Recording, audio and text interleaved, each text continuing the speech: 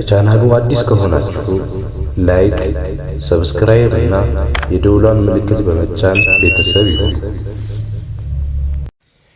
ኢክሪማ ኢብን አቢ ጀህል ረዲየላሁ ዐንሁ። ኢክሪማ አማኝ በመሆን በስደት ወደ እናንተ ይመጣል። ስለዚህ አባቱን እንዳትሰድቡ። ሙታንን መውቀስ በሕይወት ያለን ሰው ያስቀይማል፣ ሟችን ደግሞ አይደርስበትም። የአላህ መልእክተኛ ሰለላሁ ዐለይሂ ወሰለም። ስደተኛ ፈረሰኛ እንኳን ደህና መጣ። ነቢዩ ለኢክሪማ ያቀረቡለት ሰላምታ። ለዓለም እዝነት የተላኩት ነቢይ ሰለላሁ ዐለይሂ ወሰለም ተልኳቸውን ማሳወቅ በጀመሩ ወቅት በ30ዎቹ ዓመታት መጨረሻ ላይ ነበር። በዘር በገንዘብና በሙያ የላቀ ደረጃ ከነበራቸው የቁረይሽ ወገኖች አንዱ ነበር። እንደ ሳዕድ ኢብኑ አቢ ወቃስ እና ሙስዓብ ኢብኑ ዑመይር ያሉ ዕውቅ የመካ ወጣቶች ኢስላምን በቀዳሚነት ሊቀበል አልቻለም።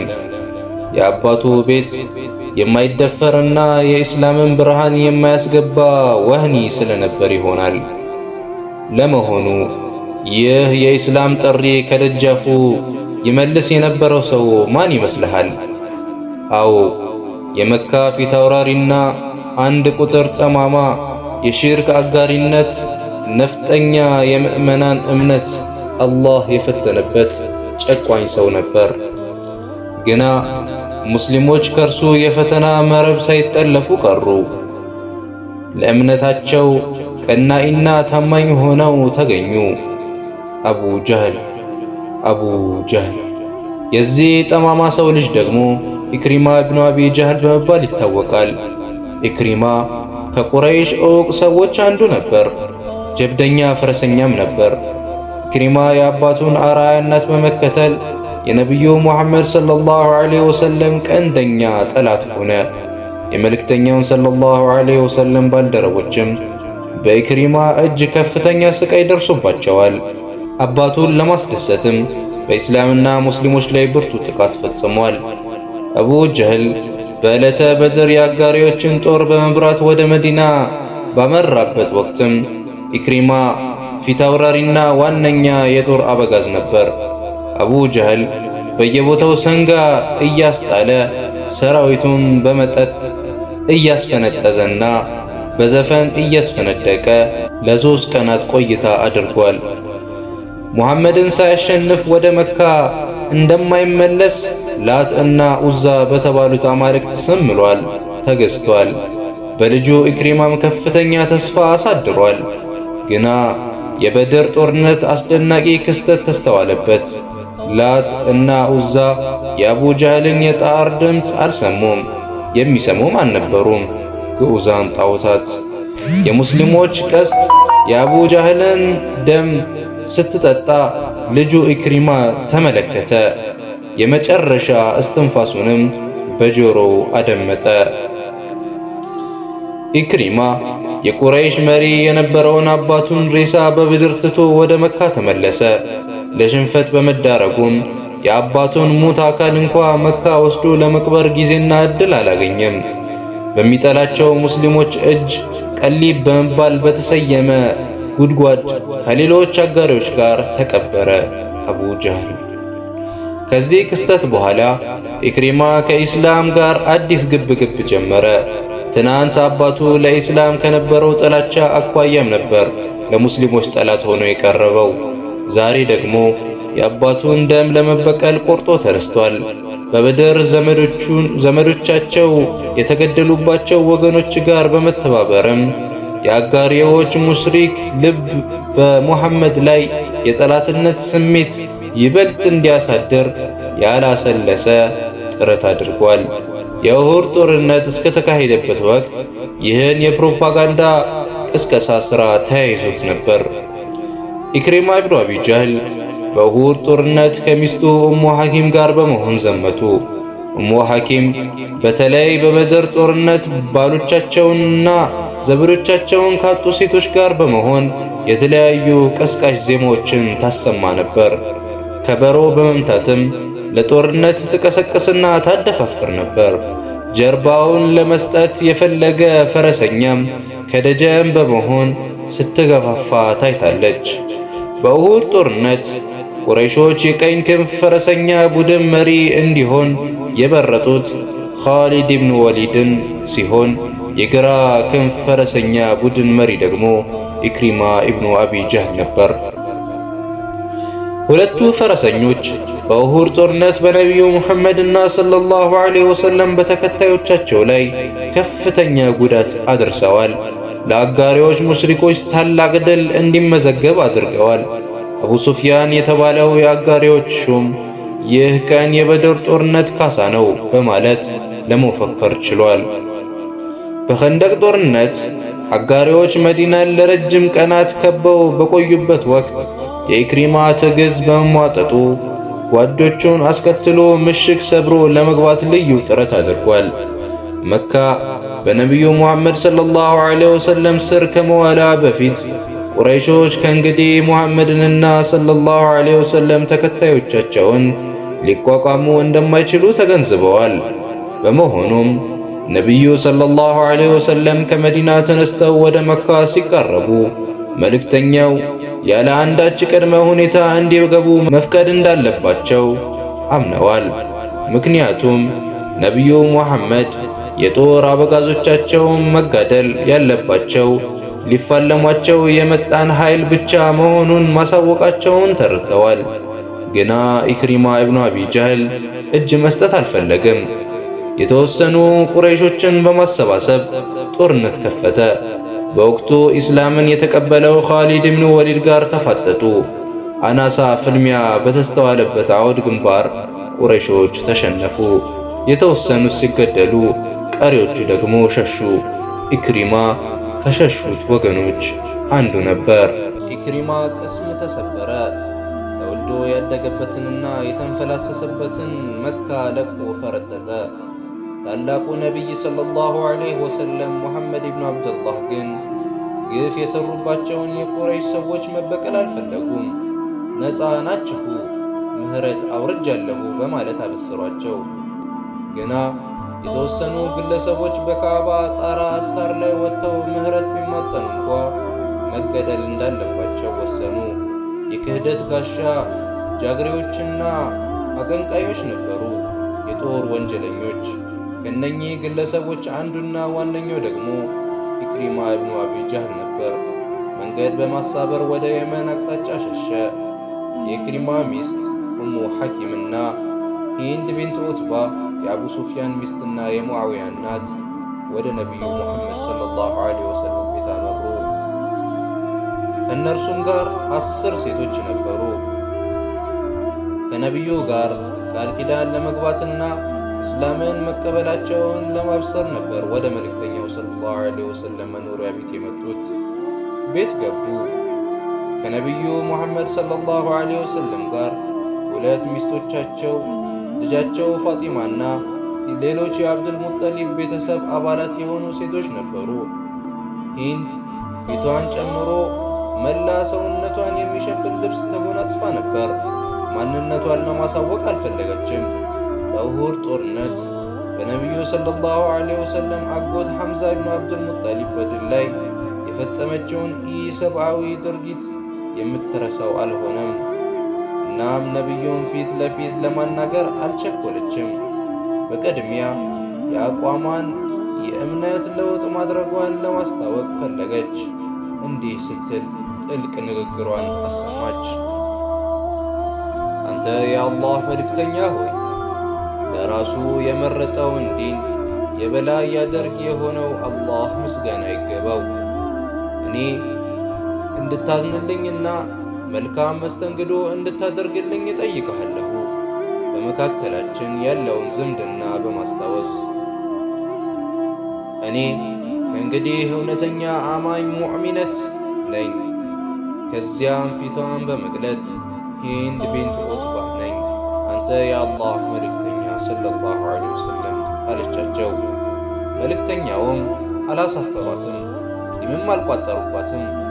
በደስታ ተቀብለንሻል፣ አይዞሽ አሏት። ከዚያም ንግግሯን በመቀጠል እንዲህ አለች። በአላህ ስም እምላለሁ፣ የአላህ መልእክተኛ ሆይ በምድር ላይ እንዲከስም የምመኘው ቤት ያንተ ነበር። አሁን ግን ካንተ ቤት በላይ ልዕልና እንዲኖረው የምመኘው ቤት የለም። የአላህ መልእክተኛ ሰለላሁ ዐለይሂ ወሰለም ሌላስ ተጨማሪ ጉዳይ አለ በማለት ጠየቁ። ኡሙ ሐኪም ተነሳች፣ መስለሟንም አወጀች። በመቀጠልም የአላህ መልእክተኛ ሆይ ኢክሪማ እንዳታስገድለው በመፍራቱ ወደ የመን ሸሽቷል። ስለዚህ ምህረት አወርድለት። የአላህ መልእክተኛ ሰለላሁ ዐለይሂ ወሰለም ሌላስ ተጨማሪ ጉዳይ አለ በማለት ጠየቁ። ኡሙ ሐኪም ተነሳች፣ መስለሟንም አወጀች። በመቀጠልም የአላህ መልእክተኛ ሆይ ኢክሪማ እንዳታስገድለው በመፍራቱ ወደ የመን ሸሽቷል። ስለዚህ ምህረት አወርድለት፣ አላህ ምህረቱን ያወርድልህና አለች። የአላህ መልእክተኛ ሰለላሁ ዐለይሂ ወሰለም ምህረት ተደርጎለታል አሏት። ጊዜ ማጥፋት አልፈለገችም። ታዳጊ ወጣት የነበረ ሮማዊ ባሪያዋን በማስከተል ፍለጋዋን ጀመረች ወደ የመን። በመጓዝ ላይ ሳሉ ባሪያዋ ወሲባዊ ጥማቱን ሊወጣባት ፈለገ። እርሷም ብልህ ሴት በመሆኗ አይዞህ ትንሽ እንሂድና ፍላጎትህን አሟላልሃለሁ እያለች አጓጓቸው። የአረቦች መስፈሪያ ወደ ሆነው ቦታ ደረሱ። ችግሯን ገለጸችላቸው። ባሪያውን ከእነርሱ ጋር እንዲታገት አደረገች። ፍለጋዋን ብቻዋን ተያያዘችው። በቀይ ባህር ትይዩ ከአንድ ዋናተኛ ጋር በመነጋገር ላይ እያለ አገኘችው። ዋናተኛውም ይህን ባህር የማሻገርህ ራስህን አጥርተህ ከተገኘ ብቻ ነው አለው። እንዴት ነው ራሴን የማጠራው? አለ ኢክሪማ በመገረም። ከአላህ በቀር ሌላ አምላክ እንደሌለና ሙሐመድም የአላህ መልእክተኛ መሆኑን ትመሰክራለህ አለው። ኢክሪማም እኔ እንኳ ሸሽቼ የመጣሁት ይህንኑ ቃል ነው አለ። በዚህ ቅጽበት ኡሙ ሐኪም በመድረሷ እንዲህ አለችው፣ የአጎቴ ልጅ ሆይ እኔ ከሰዎች ሁሉ የበላይና በጎ አድራጊ እንዲሁም ቅን ከሆነው ሰው ዘንድ ወደ አንተ መጥቻለሁ፣ ከሙሐመድ ኢብኑ አብዱላህ ሰለላሁ ዐለይሂ ወሰለም። ለአንተ ምህረት ጠይቄልሃለሁ፣ ምህረትም ተደርጎልሃል። ነፍስህን አታጥፋት፣ አትሳሳት አለችው። አንቺ ራስሽ አናገርሽው አላት። እርሷም አዎ እኔ ራሴ አናገርኩት፣ ምህረት አደረገልህ። ከእርሷ ጋር ለመመለስ እስኪወስን ድረስ አረጋጋችው። ከዚያም በመልስ ጉዞ ላይ እያሉ ደፍራ ስለሞከረው ባሪያ ነገረችው። ኢክሪማ ገና ኢስላምን ያልተቀበለ በመሆኑ ድርጊቱን በትዕግስት ሊያልፈው አልቻለም። ባሪያው ወደ ታገተበት አካባቢ በመሄድ ገደለው። ኢክሪማና ባለቤቱ በአንድ ቦታ አረፉ። ከሚስቱ ተነጥሎ የቆየ በመሆኑ ስጋዊ ስሜቱ ተቀሰቀሰበት። እንተኛ ሲልም ጠየቃት። ኡሙ ሐኪም ግን የምትቀመስ አልሆነችም። በጽኑ ተቃወመችው። እኔ ሙስሊመት ነኝ፣ አንተ ደግሞ አጋሪ ሙሽሪክ ነህ በማለት ኢክሪማ በአንቺና በእኔ መካከል ወሲባዊ ግንኙነት እንዳይፈጸም ለመወሰን መብቃትሽ ጉዳዩ ከባድ ደረጃ የደረሰ መሆኑን ያመለክታል አለ። እስላምን በኡሙ ሐኪም ስብዕና ላይ የፈጠረውን ለውጥ ማድነቁ ነው።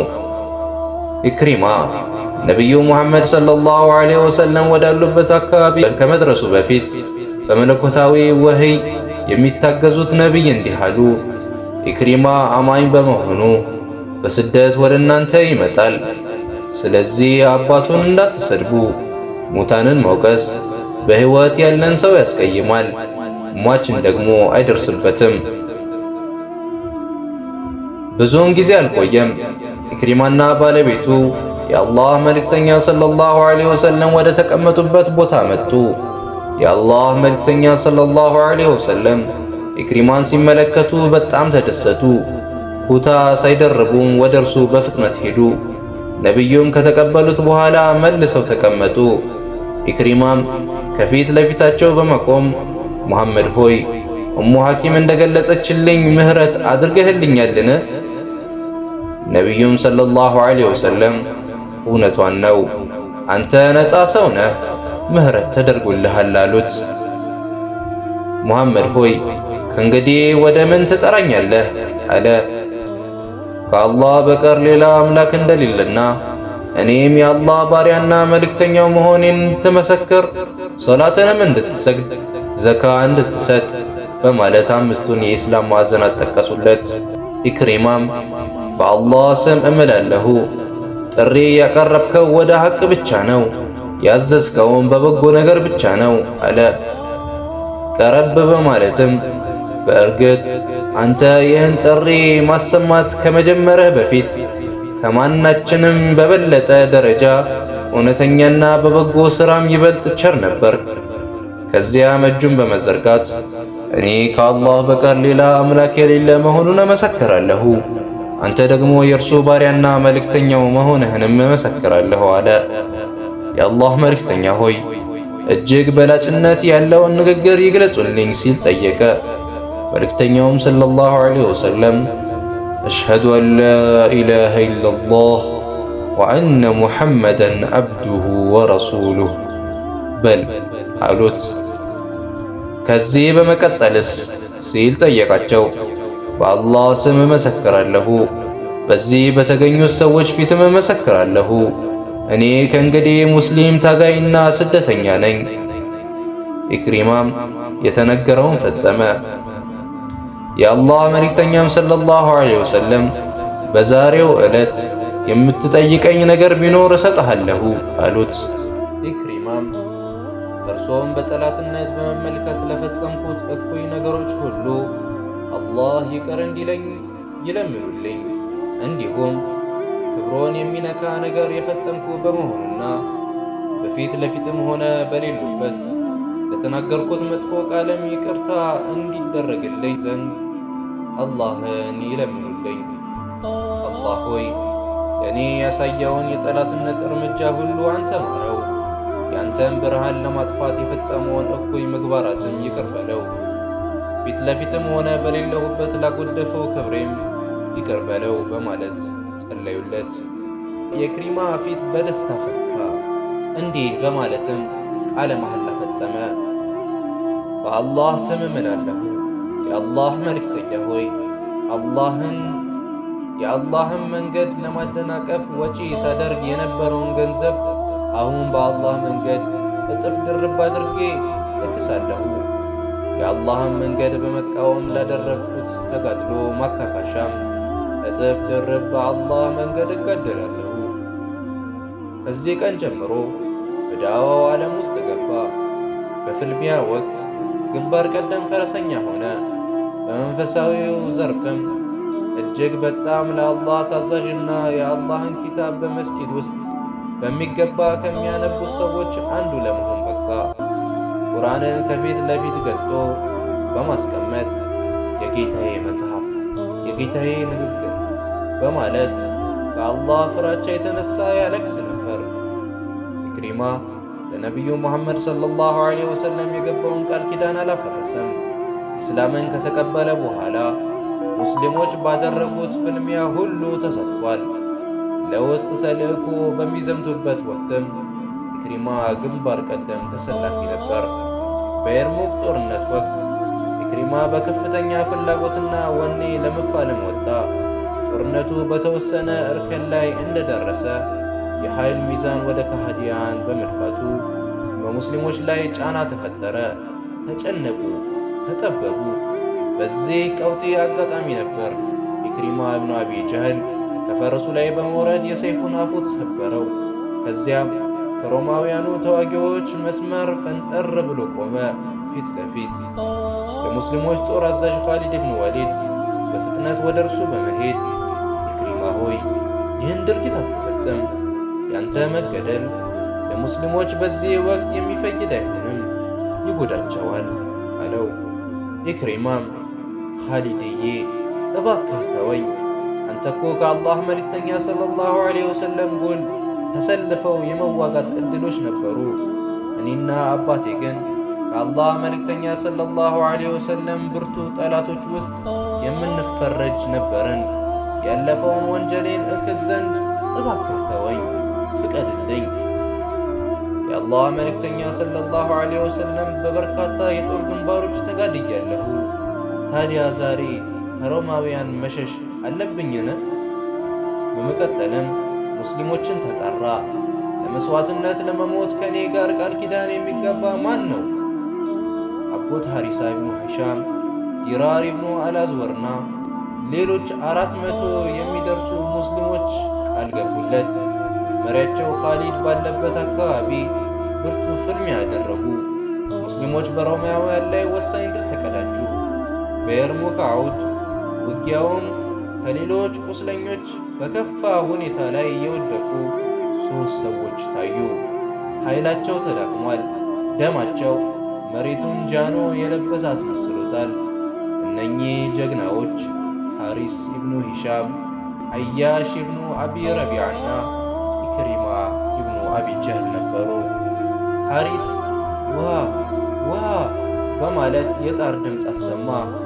ቀረበለት። ከጎኑ ኢክሪማ እንደወደቀ ሲመለከት ይቅርብኝ፣ ለኢክሪማ ስጡልኝ አለ። ለኢክሪማ ቀረበለት። እርሱም አያሽ መውደቁን ሲገነዘብ ለእርሱ ስጡት አለ። ወደ አያሽ ሲሄዱ ሕይወቱ ማለፏን አረጋገጡ። ወደ ቀሪዎቹ ጀግኖች በቅጽበት ቢመለሱም የሁለቱም እስትንፋስ አቁሟል። ወደ ተከታዩ ዓለም ተጉዘዋል። አላህ ሥራቸውን ይውደድላቸው። አላህ ጥም የማያስከትል ከሆነ የአውድ ምንጭ ያጠጣቸው፣ በፊርዶስ ጨፌም የሚዝናኑ ያድርጋቸው። አሚን። ረዲየላሁ ዐንሁ